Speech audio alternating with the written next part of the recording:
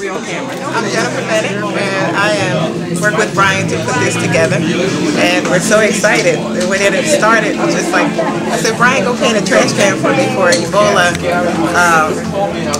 medical supply drive, and Brian said, "I'll get a box." And this is how all of this started. Go Brian. I saw an article in the Philadelphia. I'm happy to be here. I'm excited to be a part of this event. Thank you for having me. So we're here with the Fly Art Show on the mighty Brian. Well, somewhere in Philadelphia. Hey, you tell me about the thing? Oh yeah. Somewhere in Philadelphia. Showcase. It's coming today. Black Friday. Black Friday. Come check it out. All right, you should have been on this show too. So come check it out. Maybe at the Rotunda, 40th and Walnut. All right, it's a hip hop show. We paying homage to the old school. We got some new talent and it's going to be rocking. So come check us out. Black Friday. All right, peace.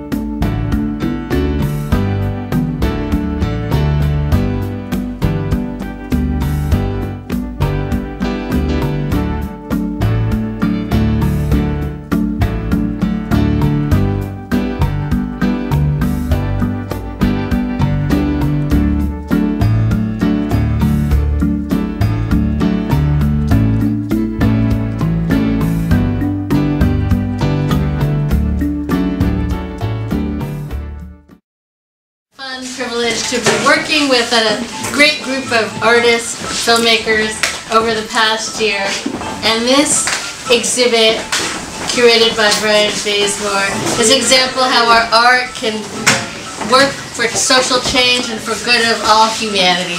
So, I want to start by introducing our good friend, Sister Jennifer Bennett of Perfect Place Realty, who's one of the co-sponsors of the event. She got us the food. Yay!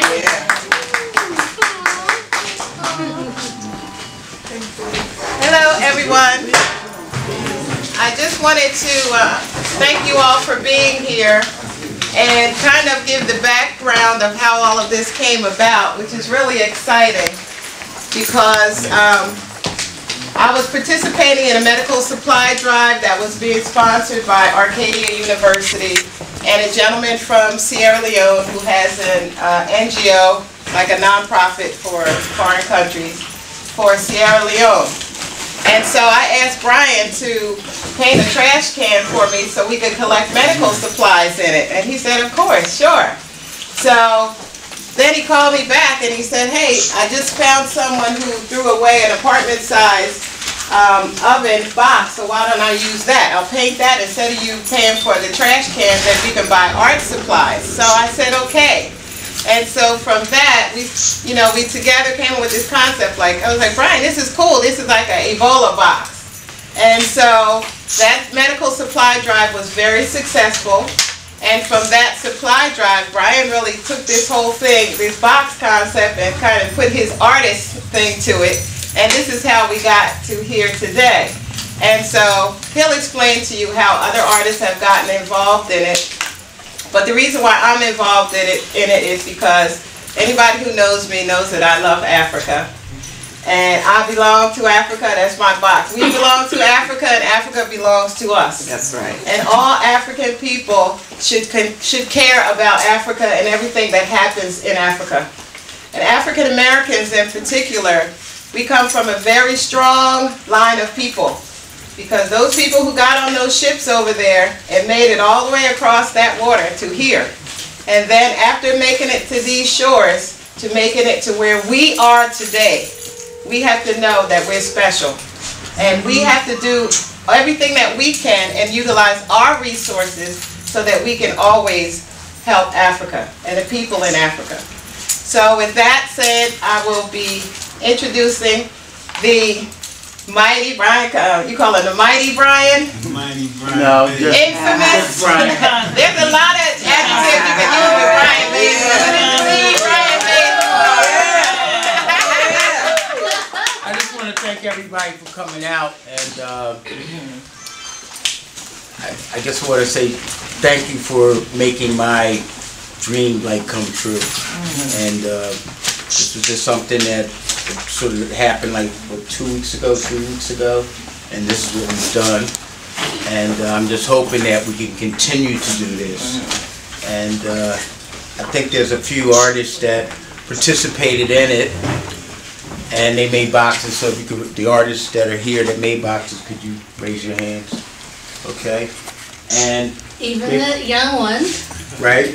Yeah. And I was wondering if I could get a couple of the artists to come up and talk about the box that they made. I think my boxes sort of are straightforward, but we had a fiber artist, a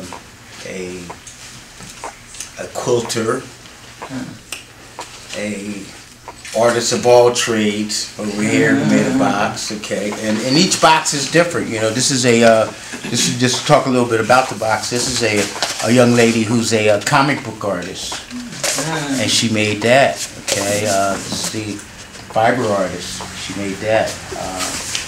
And there's some my young folks, my peoples over here. Their box. Yeah. Okay, so we'll give it up for them. You know?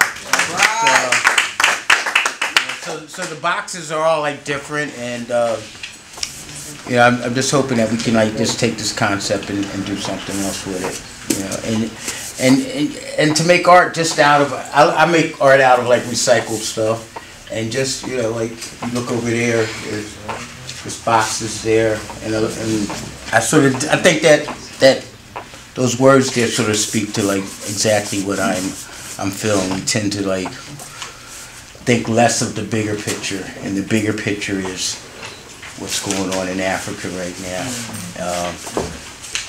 You know, I watched the news yesterday, and they said, you know, America's Ebola free, but they never said anything about what's still going on in, you know, those countries in Africa. You know, so I just think that, you know, I hope these boxes sort of bring awareness and bring light to what's going on. And if anyone is... My name is Taji Long from House of Raouf, and we're a design studio that focuses on repurposing items and through different means: fashion, performance art, recycled boxes. That's a new venture for us. So to talk about this project, when Brian first came to me about this, it really happened through the Arcadia drive. I went to go photograph him because I do photography as well. I went to go photograph him taking the boxes to Arcadia. And then from that he told me, hey, I might do something later on, and this happened. And that was like literally 2 weeks later. So my box, I took and wrapped in black tape. And the black tape symbolizes the wrapping of the mystery about this situation here. And then I didn't complete the wrapping to show that we're going to unravel this. Okay? And that's what my box symbolizes. That's the base of it. And you call it? Oh, the new black plague. You know, but it's more than black, but it started with us. So, with that said, and I can say much more, but I'm not a scholar, so I don't want to talk scholarly, but there's a lot of different veins to this situation. You know, you got the economic side of it, you got the political side of it, you got people being displaced side of it. There's so many veins to what's going on, and this is a bigger picture than people just dying. You talk about people losing their land. You talk about people, you talk about genocide. There's so much to it, and this is just one way to become aware. With that said, I hope, you know, some more scholars talk about children. Yeah. And the reason I made my box is because I wanted to encourage the Ebola people and strengthen them. And which one's your box? the one that says hope. Okay. Want to show me? Show me.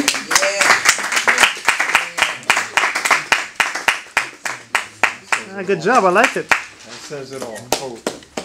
Good job, Princess. You did a great job. Anybody else? I'm really honored that Brian asked me to be in this exhibit because of the importance of what this virus has meant to people outside of Africa. Because this is the first time I can remember America having to be concerned with an infectious virus that could possibly affect the entire mass of North America if things weren't handled the way they should be. And my box has the symbol for biomedical hazardous waste, which would be on any of the plastic bags and receptacles in medical facilities where the waste that is gathered from someone who is sick with an infectious disease, their things have to be put in there and they have to be disposed of in a special way. And I thought that it was important for people to understand what that symbol looks like. I did an installation in 1993 in New Jersey when medical waste was washing up on the New Jersey shores. And at that point, I made a vow that I would never get in the Atlantic Ocean water again. And I haven't. And I made an installation, a site-specific installation, that was made up of biomedical waste bags, both the ones in red and black, because usually the bags are red with a black symbol, and also those that were for chemotherapy waste, which are yellow with a black symbol, in Spanish and in English. And what I have to say to you is no one hospital would give me enough of those bags to make the piece that I did, which was 110 inches long and 90 inches wide. I went to 6 different hospitals in Philadelphia. I did multiple faxes back and forth. I had to assure them I was not going to use the bags for household trash or anything like that, and actually show them a drawing of what I was going to do, that they'd all be sewn together. And this is why. There was a brother at Einstein. He gave me the most bags. And he said to me, everyone is cautious because if one of those bags were used for household trash and you put that bag with this symbol out on the street and a sanitation truck picked it up and put it in their truck, even though there's only household waste in it, with this symbol on there, the truck technically would be considered contaminated. So this is a symbol everyone now really needs to know, because it's affecting us really, you know, on a very personal level now, because there have been people that have come back to America and have been quarantined. One that we know of that has died. But, you know, it's something that's become very real to us on a neighborhood, household level. So that's why I thought it was important to make sure that this symbol was something that appeared here so that people would know what it was. And I had mentioned to Danielle that the stitching that I did around the box to hold everything together, uneven stitches represented the devastation and the upsetting of normal life when this kind of a virus enters your environment. Everything is no longer normal.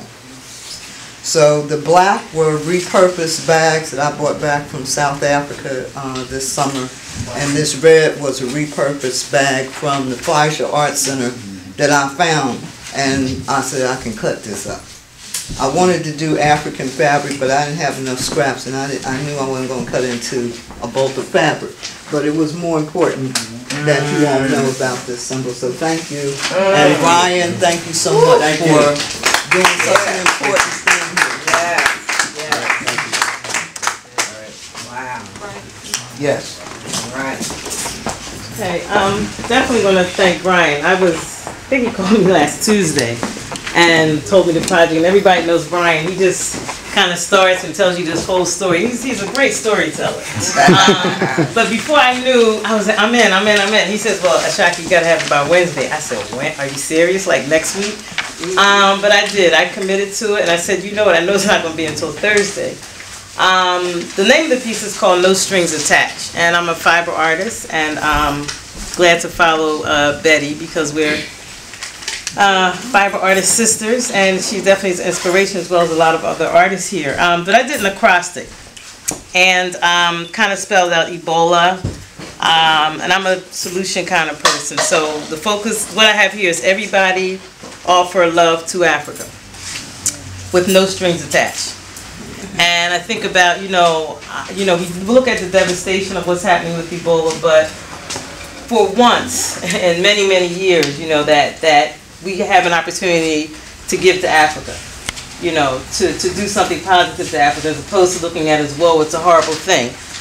Betty mentioned in North America, but I think, around the world, it's brought positive, it's brought attention for us to do something positive.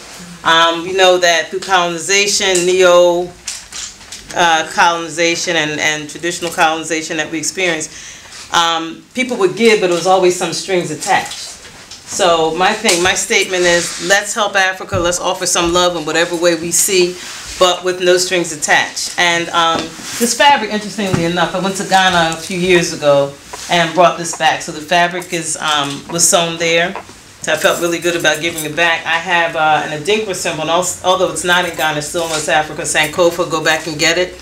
And then the strings on here is just, the no strings attached. So that's pretty much it. Thank Brian and all the other artists who participated, and also the people who represent the different countries in West Africa. Yes. Thank you. Give thanks. My West African sister from Sierra Leone, and I'm here with Choma, who is my deputy for Akana, and Brian worked with us many years ago, not too many, but probably about 6-7 years ago. And he worked with the Akana children, and he did some wonderful work at Akana. And a couple of weeks ago, he walked in and he introduced this project at a meeting where we were discussing a strategy on how to organize an Akana response to Ebola. And first of all, I must just say, everybody's talking about Ebola in Africa. I just want to tell you, it's not. Let's change the paradigm. Let's change the conversation another way. Let it not be Ebola in Africa. That's what they want us to do. Africa know nothing about Ebola. But in every bad situation, something positive tends to happen. Always look for that positive. Always look for the good thing that could come out of the bad things. Liberia was founded in 1822 by free American slaves who thought it wise to live freedom outside of the United States. They went to Liberia and established what is today the Republic of Liberia. The first 20 years of the arrival of the African American who went to Liberia, they lived strictly under what they call the American Colonization Society. The presidents, the directors, and those who ruled that little nation that was purchased with American money, they were all controlled out of Washington. And it was the United States Congress that purchased that land. Okay, let's fast forward. 1847, Liberia became independent as a result of the loss of the interest of those who had sent them to avoid further importation of slaves into North America. That was the purpose of the creation of Liberia. Liberia was actually created after the Emancipation Proclamation to make sure that no other slave leave West Africa to the continent of America or to across the Atlantic Ocean anymore. Well, but by 1847, those who sent our black brothers and sisters to do the work for them neglected them. They did not want to have nothing to do with them because they were demanding more. But these were industrious people. What I normally say when I talk to church folks and other folks who are Afrocentric, I tell them that look at the history of black people in the world today. Look at what we have achieved as black people. But what is more important than the creation of Liberia? I mean, I know for me, I say two things. The work that Martin Luther King did in America, and those who went to Africa and established, outside all the negative odds, established what is today the Republic of Liberia. This history has not been taught to your children. But what happened? By the creation of the Republic of Liberia, those who were, in fact, I hate to use the word sold into slavery because the whole exchange was not meant for slavery and being selling into slavery, because slavery from African standpoint is interpreted differently from the European standpoint. Because when my father told me about slavery, slave children were the most revered and respected in African culture. But slave, on the other hand, on this side, was purchased and were used as objects. So that's two different things. But why do I want to say this? I want to say this because this is what those who were assumed to have been enslaved did. You know, before that time, 1847, Africa was considered a dark continent. So it was slave children that went back and established what is today the Republic of Liberia, the first black republic on the continent. Liberia let all black folks into what is today independent Africa. So in short, it was your generation, it was your people that went back after suffering so much heinous things against them, that said, we came to liberate our people. And it was black Americans that set the tune for what is today the liberated Africa. In short, we need to applaud that work. But when that happened, it kind of set the master against Liberia.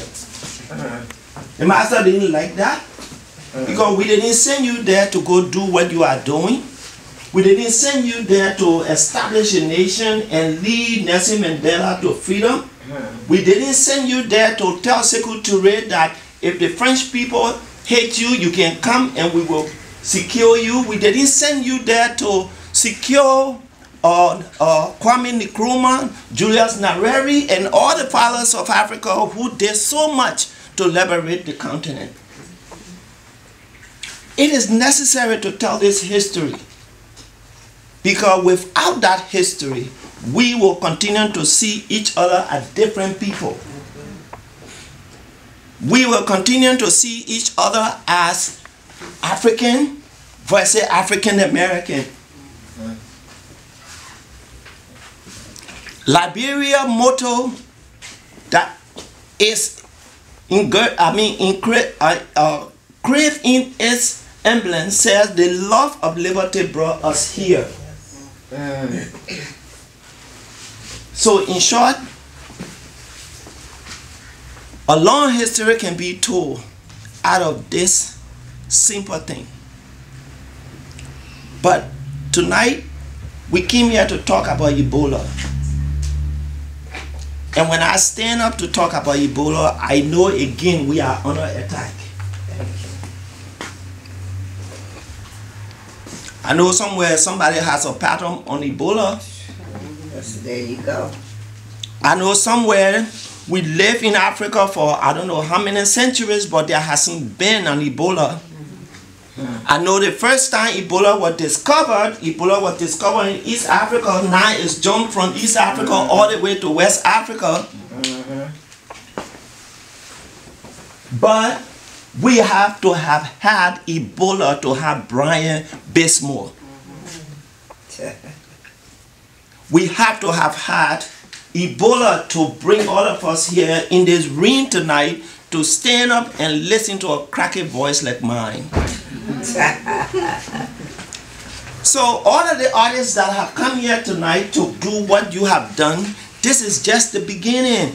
Because the whole idea behind the Ebola box, according to Brian and the several discussions we have had, is to build a bigger Ebola box, send us to the Philadelphia that will attract the entire city. We need to carry this message loud and clear. We need to go down there and tell the world that we did not create Ebola. Ebola cannot be identified as an African disease. Ebola cannot be identified as Liberia. We are not a virus. Thank you. Thank you. Ladies and gentlemen, I'm honored to be part of this project. Not as the director of African Cultural Alliance, but as an African, as a black person who loved the black people. Thank you, Brian. Thank you. And I'm honored to be part of it. Let's take it to the next level. Right. Thank you. Thank you.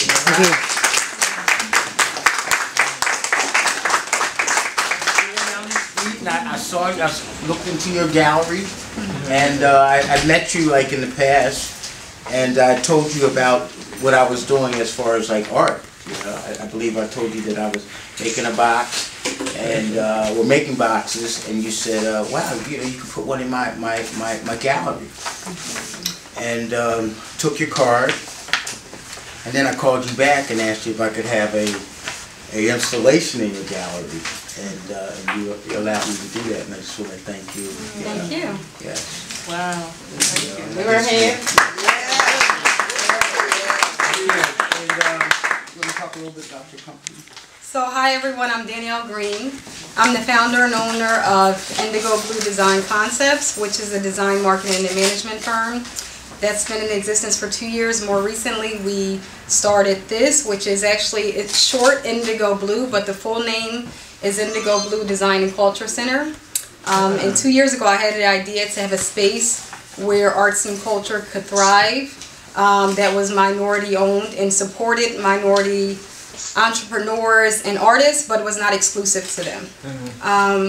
So that's what this is. We moved in, we've been here since May, and I was very happy when Brian just strolled up to the door, because this event tonight symbolizes the purpose of what this building is supposed to be. And it's supposed to be an open forum space where anybody can feel welcome, where people feel like they can just walk in up the street and inquire about having a potential event here. They can see some art.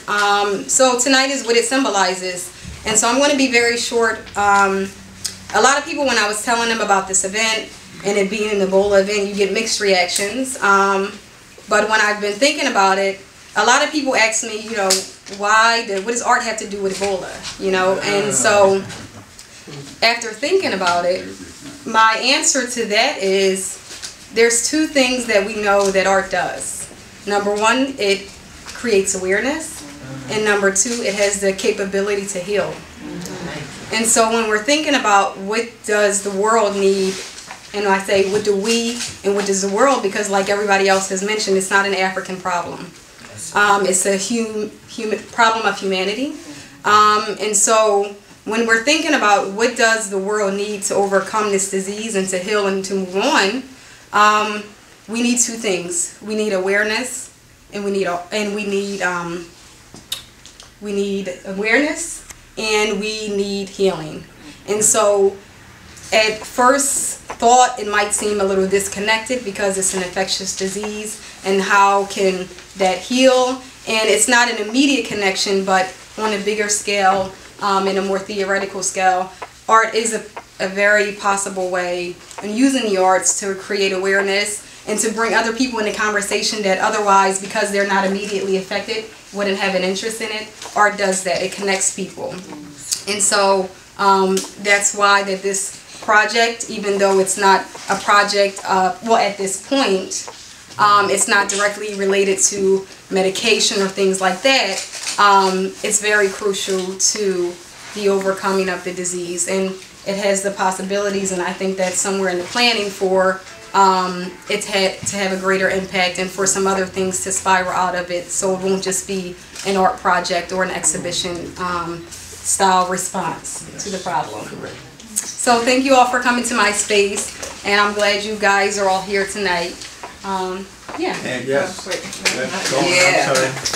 All right. There was one thing that, two things.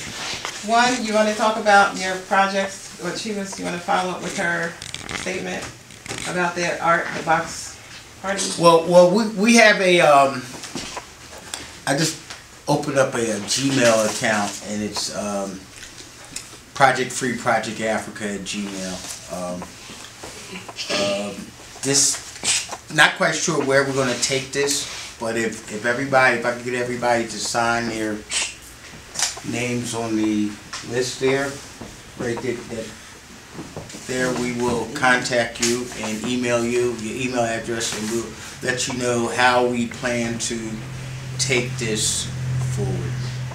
So I want everybody, I need everybody, 1, 2, 3, 4, 5, I mean everybody to sign the email so I can, so we can contact you.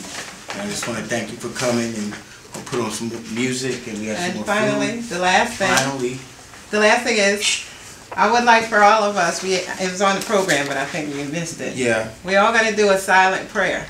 Okay, I know everyone doesn't have the same, there's only one, right? No matter whatever name you use. But just to recognize that these people, that we are all one people. We're all connected. We are all connected, so if we can just, maybe just for maybe 30 seconds, just to do a silent prayer for the people in Liberia, Sierra Leone, Guinea, now Mali, and all over the world, and the people who are not aware to become aware that we do care about them. So just for a few seconds.